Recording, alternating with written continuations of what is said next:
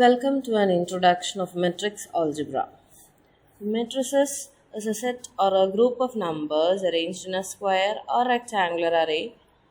It is usually denoted by two brackets and we have a set of numbers. So matrices find huge advantages in all areas, especially engineering. They reduce the complicated system of equations. We can solve the system of equations very easily, which is very useful in daily life, and it is adaptable to systematic method of mathematical treatment. It is very useful in computers also. So going to the introduction, a specified number of rows and a specified number of columns is required to build a matrix. So if we have 3 rows and 3 columns, we usually call it as 3 by 3 matrix. An example is given. 2 rows and 4 columns we denote it by 2 by 4 matrix and 1 by 2 matrix. It is usually denoted by a bold capital letter and the elements are written in lowercase letters. A11 denote the element in the position with first row and first column. Similarly, A32 will denote the element in the third row and the second column. So a matrix A m by n is the m by n matrix. We have m rows and n columns, and Aij is an element in it where I goes from 1 to m. I denotes the row and j denotes the column and goes from 1 to n. Now types of matrices, we have the column matrix. The number of rows may be any integer, but the number of columns is always 1. Column matrix means there will be only one column and number of rows can be any number. So it is of the form A11, A21, etc., AM1. And row matrix, number of columns can be any number but only one row. So row matrix and column matrix. Then we have rectangular matrix and square matrix. Rectangular matrix contains more than one element and number of rows is not equal to number of columns. M not equal to n. In square matrix we have m equal to n. Number of rows equal to number of columns. That is the square matrix. We have so many useful properties with the square matrices. Diagonal matrix and identity matrix. Diagonal matrix is where there are non-zero elements only in the diagonal. In the diagonal there can be 0 elements, but all of the elements are not 0. That means a square matrix where all the elements are 0 except those on the main diagonal. On the main diagonal only we will have, if there are, we will have non-zero elements. All other elements will be 0. That is diagonal matrix. That is Aij equal to 0 for all I not equal to j, and Aij not equal to 0 for some or all I equal to j. And identity matrix or unit matrix, it will have a diagonal matrix, and on the main diagonal we will have all ones and all other elements 0. It is Aij equal to 0 for all I not equal to j, and Aij equal to 1 for some or all I equal to j. It is actually for all I is equal to j we will have Aij equal to 1. Now we have the null matrix or zero matrix. That means all the elements will be 0. And triangular matrix is that a square matrix whose elements above or below the main diagonal are all 0. So in the first example, 1 0 0, 2 1 0, 5 2 3, we have on the main diagonal we have 1 1 3, and above this main diagonal all elements are 0. And in the example 1 8 9 0 1 6 0 0 3, the main diagonal is 1 1 3 and all the elements below the main diagonal are 0. In triangular matrix itself, we have two types, upper triangular and lower triangular, as we have seen. It means a square matrix whose elements below the main diagonal are all 0 is called upper triangular. Zeros will be below, it is called upper triangular, and zeros are above means it will be lower triangular. So where the non-zero elements are present, that is termed in the name of the matrix. That means if it is in the upper portion, non-zero elements are in the upper portion, it is called upper triangular. If non-zero elements are in the lower portion, it is called lower triangular. Now operations on matrices. So if two matrices are equal, means if matrix A and matrix B are equal, only when all the corresponding elements are equal. Corresponding elements means all the elements in the same position. Suppose in the matrix A, the position first row and first column is having element 1. In B also the element should be 1 in the first row and first column. Similarly, for each position, if all the elements are equal, for all the positions the elements are equal, that means both the matrices are equal. Now, addition of matrices, we can add two matrices only if their order is the same. Order means 2 by 3, means 2 rows and 3 columns, that is the order of the matrix. So if the order of the matrices are the same, we can add or subtract the matrices. That too, we do it by each position. Look at the position, look at the element in the position, first row and first column, it will be 7, plus first row and first column we have the element 1, so 7 plus 1 is 8. Similarly, elements in each positions are added and subtracted respectively. So only addition and subtraction are possible only if the order of the matrices are the same. Next we have scalar multiplication of matrices, scalar and matrix. So if for any scalar some k belongs to some r or any other field, we have a scalar k. If we multiply it by matrix A means we will be multiplying it to each element of the matrix A. Multiplying to a matrix A means multiply that element or multiply that scalar to each element of the matrix. If k is equal to 4 and A is the given matrix, Ka will be 4 into each element of the matrix. So 4 into each element is done. So Ka is same as A into K. Now, how to multiply two matrices? First we saw about the scalar multiplication, that means a scalar k is multiplied to the matrix. Now we have two matrices, how to multiply two matrices. So if given any two matrices cannot be multiplied, first we need to check whether they are conformable for multiplication. How to check whether two matrices are conformable for multiplication? That is, number of columns of A, that means the first matrix, must be equal to the number of rows of the second matrix. So if we are taking two matrices, take one matrix, check the number of columns of that matrix, that must be equal to the number of rows of the second matrix. There is importance for the order of multiplication. So taking the first one, we should check the number of columns of the first matrix and number of rows of the second matrix should be checked. If they are equal, we can multiply them. And on multiplying, the order of the resulting matrix will be the number of rows of the first matrix by number of columns of the second matrix. So if suppose we have A and B having order 1 by 3 and 3 by 1, how to check if they are conformable? Check the number of columns of A, that is 3, and number of rows of B is also 3. So they are conformable.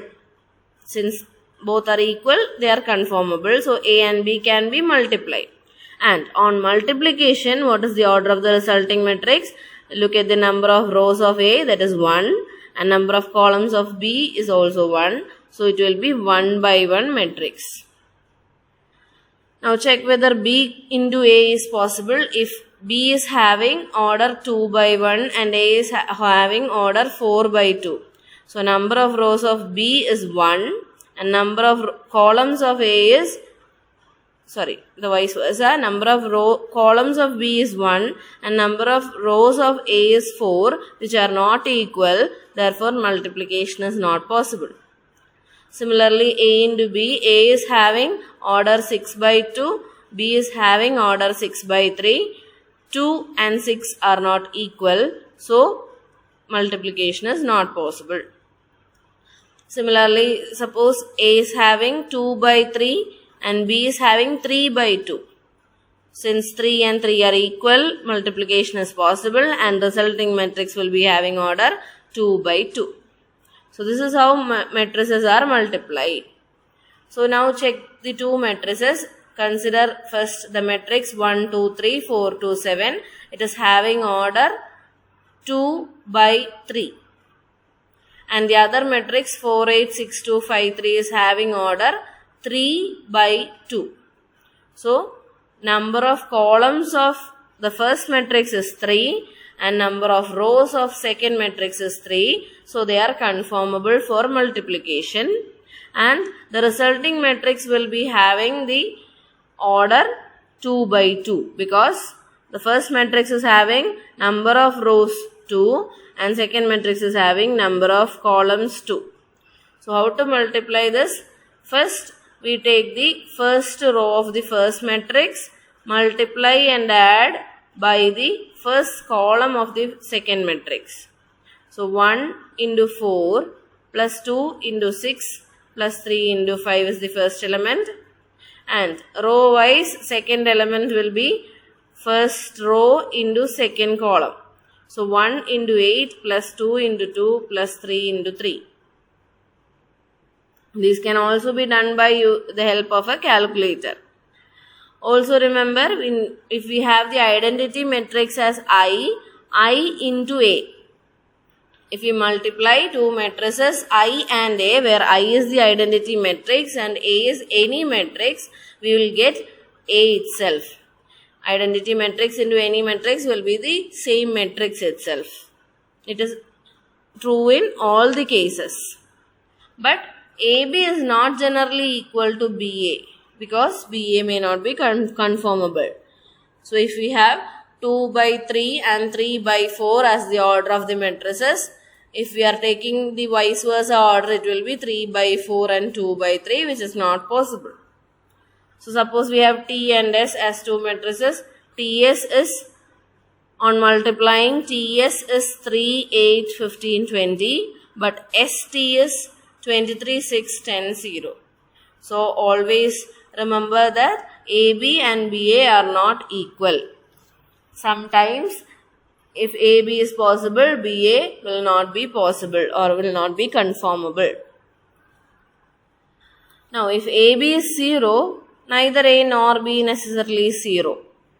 The product can be 0 without the matrices being 0. That is, if we are taking two matrices 1, 1, 0, 0 and 2, 3, minus 2, minus 3, their product is 0 but the matrices themselves are not 0. Next is the transpose of a matrix. If we have a matrix A is equal to 2, 4, 7, 5, 3, 1, how to take the transpose? Take the first row, write it as the first column, second row, second column and vice versa. And all the rows, if they have the rows, write it as the columns. It is denoted by A transpose T. A transpose equal to 2, 4, 7, 5, 3, 1. So Aij is equal to Aj transpose. In the transpose we will have Aij will be Aji. Next we have symmetric matrices. Connecting to the transpose, if we are taking the transpose of a matrix and it is equal to the original matrix, then that matrix is called symmetric, or both the matrices are called symmetric matrices. That is, if A is equal to A transpose, then the matrices are then the matrix is symmetric. So if A is equal to A, B, B, D, if we take the transpose also, we get the same, A, B, B, D. So this is a symmetric matrix. Now, determinant of a matrix. How to find the determinant? Determinant holds only for square matrices. It is something defined for only square matrices. So suppose we have a square matrix A. The determinant is, suppose 1, 2, 6, 5. 1 into 5 minus 2 into 6. It is called determinant, denoted by det A, det, or the symbol det A. So, in finding determinant, we also have the minor. If A is an n by n matrix and if one row and one column are deleted, we get a submatrix. So, if we find its determinant, it is called minor. So, Mij means ith row and jth column are deleted and the remaining determinant is taken. That is called minor. So, if we have the matrix A, if we want to find the minor of first row, first column, that is in that position. In the position of A1, if we want the minor, first row and first column are deleted and the remaining determinant is taken. So, remaining will be determinant A22, A23, A32, A33. Similarly, for each position, we can find the minor. So, minor is taken as the corresponding row and column is deleted and the remaining determinant is taken. Now, using minor, we can write the cofactor matrix. Cofactor matrix is having the elements as Cij equal to minus 1 raised to I plus j into Mij. Mij is minor. So, for a corresponding matrix A, if we want to write its corresponding cofactor matrix, what we need to do is that we need to find the minor and give negative sign corresponding to its position. That means minus 1 raised to I plus j. Suppose we have one position. So, minus 1 raised to 1 plus 1 will be minus 1 square, that is positive 1. So, if we are having the sum of the position as an even number, it will have positive sign, and sum of the position as odd number, it will have a negative sign. So, using that we can write the cofactor matrix. Then using cofactor we can find the adjoint matrix. Adjoint matrix is that we will take the transpose of the cofactor matrix. It is denoted by ADJ. Adjoint A is equal to cofactor matrix, the whole transpose. Cofactor transpose. Also we have the properties that A into adjoint A is equal to adjoint A into A is equal to determinant A into I. So suppose we are taking A as 1, 2, minus 3, 4. How to find the cofactor? Cofactor is by taking the minors. So for 1, minor is 4. And how to write in cofactor matrix? Minus 1 raised to 1 plus 1. That is positive 4. And in the place of A, 1, 2, 1, 2 will be having negative sign. So minus of minus 3, that will be 3. In the position of A, 2, 1, minus 2. A, 2, 2, positive 1. And taking its transpose, you will get 4, 3, minus 2, 1. So that is adjoint A. So to find adjoint A, first we need to find the cofactor matrix and take its transpose. So using adjoint A, we have so many results. A into A inverse is A inverse A equal to I, and A into adjoint A is adjoint A equal to determinant A into I, and to find A inverse, we can use adjoint A by determinant A. So to find A inverse, we need to first find determinant A, then find adjoint A. So adjoint A by determinant A is equal to A inverse.